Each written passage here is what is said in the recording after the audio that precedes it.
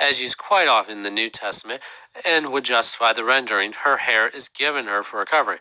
Covering of long hair provided by nature does not interfere with the demand for additional cover contemplated in verses 5, 6, 13, and indeed Paul appeals to it in support of the artificial covering. Bruce Walke observes the presupposition is used here nearer to its original meaning of over against. Her long hair stands over against and corresponds to the covering desiderated for public assembly. The natural covering, verse 15, asks for the worship covering of verses 4 through 7. The point is that verses 5, 6, 13 contemplate an artificial covering which is to be put on for the worship assemblies of the church, while verses 14, 15 adduce a consideration from the order of nature in support of that which is enjoined earlier in the passage, but is not itself tantamount to it. In other words, the long hair is an indication from nature of the differentiation between men and women, and so the head covering required in verses 5, 6, 13 is in line with what nature teaches. The Greek scholar Bushell has noted that the preposition anti, which has the basic meaning of over, against, or in place of, can refer to a mere equivalent or estimation of similarity. He cites 1 Corinthians 11:15 as example of similarity. In other words, Paul is not saying that woman's long hair is the head covering that he is arguing in favor of in worship service, but rather is similar to the cloth covering. Nature points to the use of a cloth covering in public worship. God writes, it has been objected, not without a touch of irony, that for the very reason that nature has endowed woman with such covering, she does not need to add a second and artificial one. But this is to mistake the real bearing of the apostle's argument. All is spiritual in his view. He means that nature, by constituting, as it has done, each of the two sexes has given both to understand the manner in which they will fulfill their destiny. For man, it will be public and independent action. For woman, life in domestic retirement and silence. Whoever has the least appreciation of the things of nature will recognize the profound truth of this symbolism. Woman's physical constitution is a revelation of the Creator's will regarding her.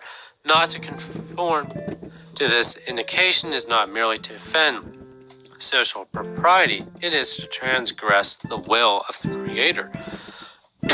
Regarding the argument in favor of long hair as covering, one more thing needs to be noted.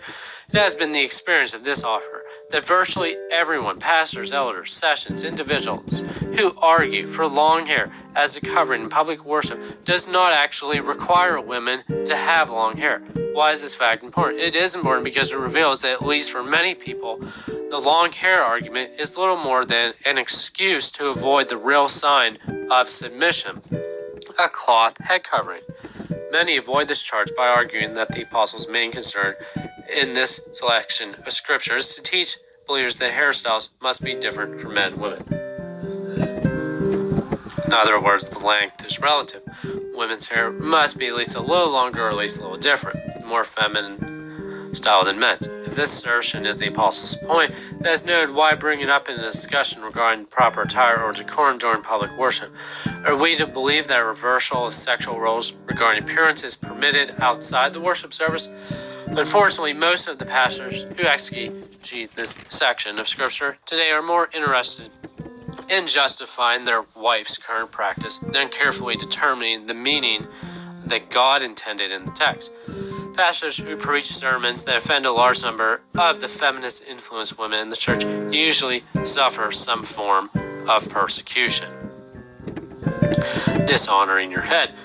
Paul says that a man with a head covering in public worship dishonors his head, and a woman without a covering dishonors her head. What does it mean to dishonor his or her head? There are basically three interpretations of this statement. The first interpretation regards the term head metaphorically.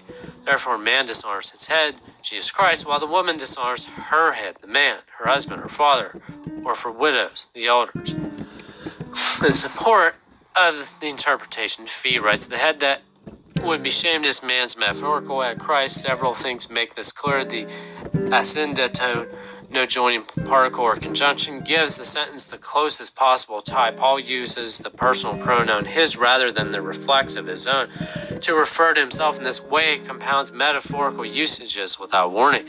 Otherwise, the preceding theological statement has no place in the argument whatever. Therefore, Paul is asserting that if the man were to have his head down when praying prophesying, he would bring shame to Christ in some way, or at least to the relationship established by Christ being head. Second interpretation regards the term head literally. That is, a man who wears head covering dishonors himself. A woman who does not cover her head dishonors herself. Charles Hodge prefers this interpretation, because in the immediately preceding clause the word is used literally. If he cover his head, he dishonors his head, because the woman who goes unveiled is said to dishonor her own head, as what follows shows herself and not her husband. It is more obviously true that a man who acts inconsistently with his station disgraces himself than that he disgraces him who placed him in that station. As a commanding military officer who appears at the head of his troops in the dress of a common soldier instead of his official dress might more properly be said to dishonor himself and his sovereign. For a free man to appear in the distinguishing dress of a slave was a disgrace. So the apostle says, for a man to appear with the conventional sign of subjection on his head, disgrace himself. If the man be intended to represent the dominion of God, he must act accordingly and not appear in the dress of a woman. The third view combines the previous view into one. In other words, Paul purposely uses the somewhat ambiguous term head in this context because he wants the people of Corinth to understand that not only does a violation of proper attire in public worship bring dishonor or shame upon oneself, but it is dishonorable to act toward one's authoritative head. That is, the one authority over the man or the women. A man who wears a head covering in public worship shames himself by appearing in the assembly in the attire of a woman and brings dishonor to Christ by covering God's glory. The woman shames herself by appearing as a man and dishonors her husband by appearing in a manner that is a usurpation of his authority. The unveiled woman dishonors her head because that is the part in which the indecency is manifested. Also, by claiming equality with the other sex, she disgraces the head of her own sex. The third view is the most likely given the fact that immediately before verses 4 and 5, head clearly refers to the one who has authority over the man or woman. But immediately following verses 4 and 5, it is obvious that a woman without covering brings shame upon herself, or is the same as being shorn or shamed. A woman who does not wear a head covering shames herself by appearing in a shameful manner, and she brings dishonor to her husband by usurping his authority. Shorn or shamed. Paul's argument for a cloth covering in verses 5 and 6 is dependent upon a comparison between being unveiled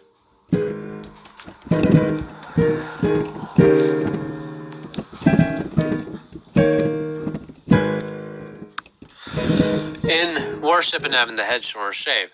The term shorn to shear a sheep refers to cutting the hair short with clippers. The word shaven refers to haircut by a razor. The point of both words is the same. The woman takes on the appearance of a man. This argument raises the question, what is shameful about a woman having short hair? Although it is fairly common to hear sermons where short hair or shaved head is considered the mark of prostitutes in Corinth, there is no contemporary literary or archaeological evidence to support this interpretation. In the scriptures, as well as ancient and modern societies, at least until very recent times, the shorn or shaved head represents shame or disgrace. In Isaiah 7:20, shaving off the hair is used to describe destruction in a very disgraceful manner. Young writes, no insult could be greater than this. A shorn disgrace devastated theocracy. A very common practice among ancient nations was to shear the hair of conquered peoples. Shaved or shorn head was a sign of shame and humiliation. Slave women often had their heads shaved. Keep in mind that in the ancient world, most slaves were obtained as one nation conquered another. In both the Greek and Roman cultures of Paul's day, the masculine or dominant partner in a lesbian relationship often had short hair like a man. This perverse practice is still common among lesbians of our day. Both Middle Eastern and European cultures, the shearing of women's hair is also associated with adultery.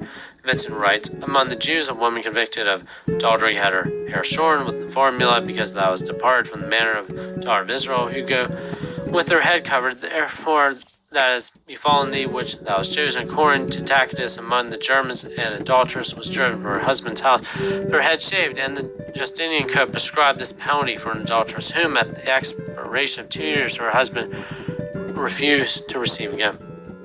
During World War II, French women who were discovered to have had a relationship with German soldiers had their heads shaved to bring shame and disgrace upon them for their unseemly behavior. Regarding the Greeks, Mephibosheth, as this was a well-known reproach for Greek women. One of Menander's comedies was on the outrage done to a girl by a jealous lover who cut her hair short, and the scene was laid in Corinth. The shaven woman was disgraced, even if her head was shaved or cropped against her will, and much more so if she had cut her own hair short by way of aping men. It is important to emphasize that although the shearing or shaving of woman's hair has been viewed as something humiliating, that brings shame upon the woman virtually every culture throughout history. The Apostles' point is not based on culture or custom. Short hair on a woman is shameful because it violates God's natural order. This assertion is evident by the Apostles' immediately prior statement regarding God's ordained order of authority, as well as other supporting arguments based on priority in creation. In verses 14 through 15, where it is asserted that short hair on a woman is against nature, when God created Adam, man, Eve, and woman, he distinguished them one from the other a number of ways.